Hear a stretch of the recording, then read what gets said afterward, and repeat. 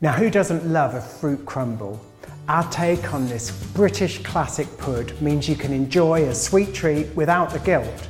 It's under 350 calories. We've cut down on the added sugar by using dried fruit in the crunchy topping, so you've got natural sweetness.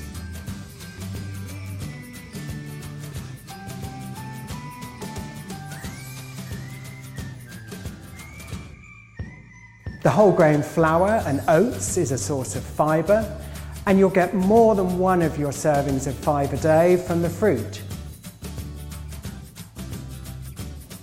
You can use any fruit you like to make a crumble, so take advantage of seasonal crops like rhubarb, apples, pears.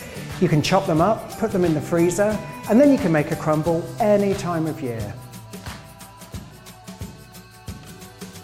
By serving it with yogurt or custard, you're also getting a source of calcium, so it's delicious and nutritionally balanced.